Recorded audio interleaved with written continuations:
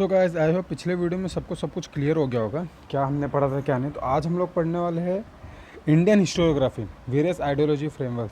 तो आज हम लोग इंडियन हिस्टोरियोग्राफी के बारे में पढ़ने वाले कि इंडियंस में ये हिस्ट्री को कैसे पढ़ा गया, क्या कैसे था, क्या क्या प्रॉब्लम्स थे, किसने किस तरीके से लिखा था, अब सबका परसेप्शन क्या था, किस नज़रिए से लोग देखते थे, सारी चीज़ें आज हम लोग पढ़ने वाले। तो इसमें सबसे पहले आता है कॉलोनियल हिस्टोग्राफी। अब कॉलोनियल हिस्टोग्राफी का मतलब अभी जैसे ब्रिटिशर्स आए इंडिया में, अब ब्रिटिशर्स लोग जो हिस्ट्री लिखते हैं ना इंडिया के बारे में, उसको हम लोग कह सकते हैं, मतलब जो बाहर वाले लोग लिखते हैं। एक एग्जांपल ले लो, वो the early scholars who studied and wrote Indian history were mainly British officers and Christian missionary. देखो बताया ना, जो पहले हिस्ट्री लिखा करते थे अपने इसके बारे में, तो वो लोग कौन थे? ब्रिटिशर्स थे जो आए थे, और क्रिश्चियन मिशनरीज़ का मतलब होता है जो लोग है ना, मतलब अभी धर्म को है ना ज़्यादा फैलाते हैं, उसको दूर दूर तक उसका एडवर्टाइज़ करते हैं, उसको पहुँचाते हैं। तो जो क्रिश्चियन मिशनरीज लोग हैं, उन लोग their prejudice is clearly reflected in the way of some of them have ridiculed Indian culture. अब देखो उन्होंने क्या किया, रिडिक्यूल का मतलब होता है कि उसको है ना भला बुरा बोला, मतलब जो भी इंडियन कल्चर था उसको है ना, उन लोग जो हिस्ट्री, जो उन लोग क्रिश्चियंस लोग और जो ब्रिटिश ऑफिसर जो उन लोग के लोग हिस्ट्री लिखते थे, तो उन लोग है ना इतना अच्छी तरीके से नहीं बताते, इंडियन के कल्चर को भला बुरा बोलते थे और रॉन्ग इन्फॉर्मेशन इंडिया के खिलाफ देते थे। उन लोग खाली ऐसा बताते थे कि ब्रिटिशर्स ही है जिसकी वजह से इंडिया आगे चल रहा है, ब्रिटिशर्स जो सही कर रहा है, ब्रिटिशर्स को इंडिया पे रूल करना चाहिए, उससे इंडिया का ही फ़ायदा है। तो ऐसा वैसा उन लोग बता रहे थे, उन लोग के हिसाब से ऐसी चीज़ें थी।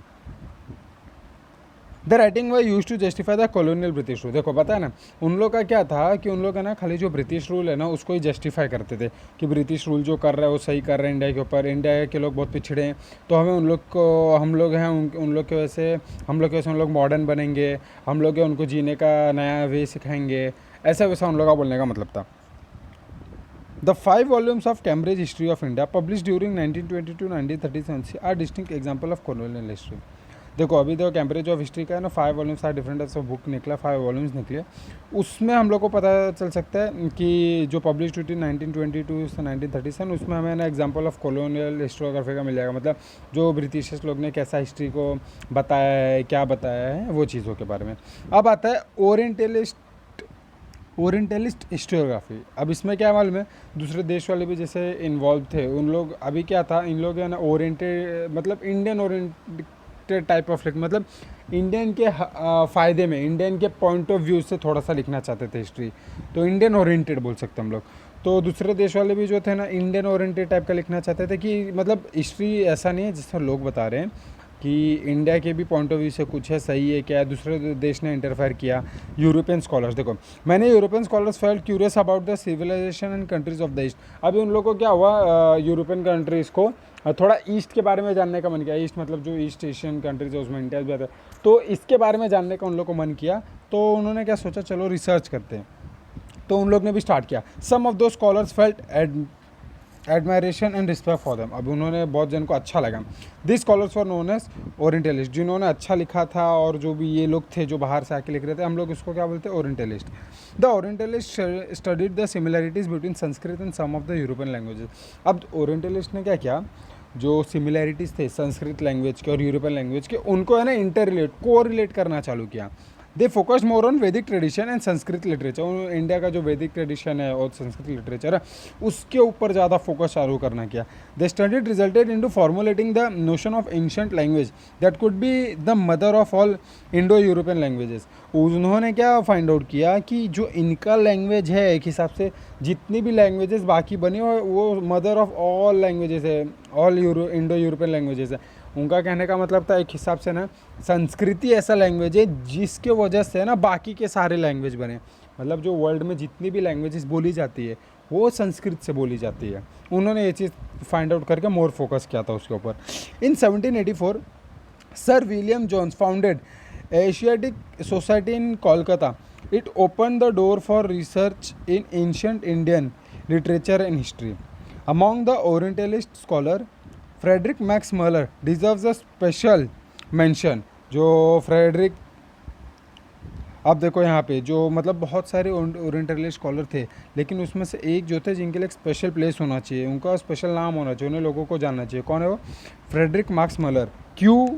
देखते आगे।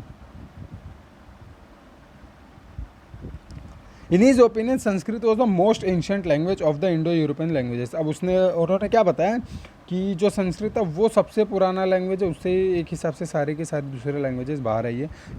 He was deeply interested in Sanskrit literature. वो बहुत ज़्यादा इंटरेस्टेड थे संस्कृत लिटरेचर को लेकर, तो उसके ऊपर बहुत स्टडीज़ किया उन्होंने and all. He first translated the Sanskrit text to Hitopadesha. He was the editor of 50 volumes of the sacred books of the east. The sacred books of the east है, उसके जो 50 वॉल्यूम्स थे उसके एडिटर कौन थे? यही थे अपने जो राइटर है Frederick Marx मलर।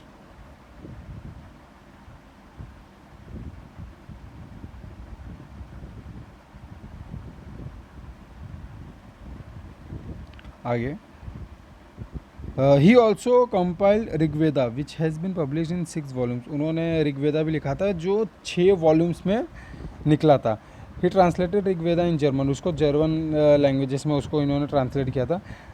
Lately Edward Said a scholar who has revaluated the orientalistic writing has thrown light on the imperialistic interest और ऑफ ओरिएंटलिस्टिक स्कॉलर्स। अब उन्होंने इसमें ना क्या बताया ना, इम्पीरियलिस्टिक इंटरेस्ट मतलब जो लोग रूल करते थे सिर्फ वो लोग ना अपनी बातें बताते थे, और वो लोग बताते कि ब्रिटिश, जैसे समझ लो कि ब्रिटिशर्स जो काम कर रहे हैं वही सही है, ब्रिटिशर्स ही जो आगे बढ़ाएंगे, वैसा नहीं था। उन्होंने इम्पीरियलिस्टिक के ऊपर है ना थोड़ा सा निकाला कि भेदभाव करते हैं और उन लोग प्रॉपर ध्यान नहीं दे रहे, ऐसा उनका कहने का मतलब था। तो उन लोग खाली है ना गलत वे से हिस्ट्री पढ़ा रहे, तो इन लोग ने अपने वे से भी पढ़ना चालू किया, जो पॉजिटिव पॉइंट था इंडिया का वो सब बताना चालू किया। अब इसके बाद आता है नेशनलिस्टिक हिस्ट्री। अब नेशनलिस्टिक हिस्ट्री में भी हमें और ज़्यादा मालूम पड़ेगा कि इंडियंस लोगों ने भी कैसे किया। जैसे ये यहाँ पे ओरिएंटलिस्ट में बाहर के लोग आके बताए, वैसे नेशनलिस्ट में इंडियंस वाले बताने वाले हैं। Nationalistic history, historiography. The writing of Indian historians who were trained in the British educational system show an inclination to restore the pride in the ancient glory of India and self-esteem of the Indian reader. The writing are known as nationalistic historiography. अब देखो जो Indians थे वो लोग भी British education system से पढ़े थे, लेकिन उन्होंने ना उसमें ना इंडियन हिस्ट्री कैसा था उस पर पढ़ने का ज़्यादा ध्यान दिया, और उसको राइट वे में कैसे प्रेजेंट करना उसके ऊपर ध्यान दिया। वो खुद पढ़ लिख के जब बाहर है तो उन्होंने इंडियन की जो हिस्ट्री थी उसको राइट वे में प्रेजेंट करना चालू किया था। Nationalistic writing in Maharashtra were inspired by Vishnu Shastri Chiplunkar. He criticise the previous history of ancient written by British officer. अब देखो मैंने क्या बताया, उन्होंने ना राइट हिस्ट्री थी जो थी इंडियन के पॉइंट ऑफ व्यू से वो बताना चालू किया, और साथ ही साथ जो ब्रिटिशर्स ने हिस्ट्री लिखी थी तो उनको है ना क्रिटिसाइज़ करना चालू किया, उनका आलोचना, उनकी बुराई करना चालू किया कि आप लोग जो बता रहे हो वो गलत है, ऐसा नहीं है, ऐसा है। तो उन्होंने जो राइट वर्जन था उसको लाना चालू किया। The nationalistic historian try to seek the golden era of Indian history. जो नेशनलिस्टिक उन लोग ने ना क्या किया, जो भी इंडियन की अच्छी चीज़ें थी उसको आगे लाना चालू किया।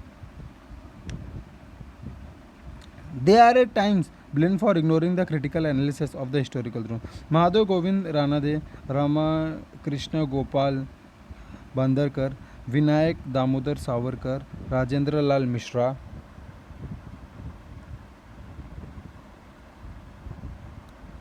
Ramesh Chandra Majumdar, Kashi Prasad Jayaswal, Radha Kumud Mukherjee, Bhagwan Lal Indira ji, Vasudev Vishnu Mirashi and Anant Sadashiv Altekar are names of some renowned scholars among the nationalistic historian. जो इंडियन के नेशनलिस्टिक हिस्टोरियन थे वो ये कुछ उनमें से नाम हैं जो लोग ने हिस्ट्री को फेमस करना चालू करते हैं इंडियन पॉइंट ऑफ व्यू से। Rajwade is well known for his writing in Marathi on varied subject like history, linguistic. Rajwade जो थे वो अलग अलग सब्जेक्ट्स लिखने के लिए जाने जाते थे। हिस्ट्री लिखते थे, लिंग्विस्टिक्स लिखते थे, एटिमोलॉजी, ग्रामर, ये सारी चीज़ें वो लिखते थे। He was one of the firm opinion that we should write our own history. उन्होंने क्या किया, हमें खुद का हिस्ट्री लिखना चाहिए, मतलब एक हिसाब से अपना ओपिनियन चालू किया और लिखना भी चालू किया। He compiled and edited 22 volumes of मराठांच्या इतिहासाची साधने। अब उन्होंने क्या किया, 22 वॉल्यूम्स निकाले जिसमें मराठी लोग के बारे में और मराठी लोग का जो इतिहास था उसके बारे में लिखना चालू किया। उनकी जो वो थी वॉल्यूम्स, उसका नाम था मराठ्यांच्या इतिहासाची साधने. He wrote very scholarly preface to each of the 22 volumes. He stated history is the all-inclusive image of the past societies. अब उन्होंने क्या बताया, हिस्ट्री जो है पास्ट सोसाइटीज़ का इमेज है, जो पहले क्या हुआ उस चीज़ का इमेज है जो हमें आगे लाना है. It does not include only stories of the political image, conspiracy and wars of seizing power. He insisted that history should be written using the authentic documentary and sources. उन्होंने भी क्या इंसिस्ट किया कि जो एक्यूरेट डॉक्यूमेंट है हमें वो सब पढ़ के हिस्ट्री बताना चाहिए. ऑथेंटिकेट डॉक्यूमेंट्री सोर्स है जो एकदम करेक्ट है. ऐसा नहीं कि मतलब तुम लोग को जो सुनने आया खाली उससे बता दो, नहीं, उसका प्रूफ होना चाहिए जो भी चीज़ें तुम कहते हो. The nationalistic historiography help in triggering of the independence movement of the India people against the British. अब इन्होंने जब ये सब बुक्स लिखना चालू किया और लोगों को अवेयर करना चालू किया तो ये सब चीज़ें क्या हो गई, ट्रिगर करना चालू हो गई कि ब्रिटिश से आज़ादी लेने के लिए. The Indian war of independence 1857 written by Vinayak Damodar Savarkar is of great importance. 1857 में इन्होंने क्या लिखा था, the Indian war of independence जो 1857 में लिखा था वो भी क्या एक ग्रेट इंपॉर्टेंस रोल प्ले करता है अपना इंडियन आज़ादी के लिए. कैसा होता है अगर हम लोग किसी चीज़ के लिए है ना एनकरेज करते हैं ना, वैसे ये सारे बुक्स है ना लोगों को वो टाइम पे एनकरेज करना चालू की कि हमें ब्रिटिश से फ्री होना है and all. The nationalistic historiography provided a momentum to the writing of religion histories too. अब उन्होंने जो नेशनलिस्टिक हिस्टोरियोग्राफिस थे उन लोग की वजह से है ना रिलीजन्स के ऊपर भी हिस्ट्री जानने का वो होता है ना एंकरेजमेंट, और लोगों की उत्सुकता बढ़ गई, चालू हो गई. As a result the attention of the historian was drawn to the geographic condition and history of south Indian regions. अब आज के लिए इतना ही. अब इसके बाद में हम लोग नेक्स्ट लेक्चर में देखने वाले हैं historiography in the post independence era. वो कितने पेजेस का है, एक और एक दो, सिर्फ 2 पेजेस का है, तो फिर वो नेक्स्ट लेक्चर में कवर हो जाएगा. सो हमारा ये लेसन भी क्लियर हो जाएगा. जब ये लेसन क्लियर हो जाएगा फर्स्ट लेसन का और सेकंड लेसन का. सेकंड लेसन पहले हम लोग कुछ दिनों तक लर्न करेंगे.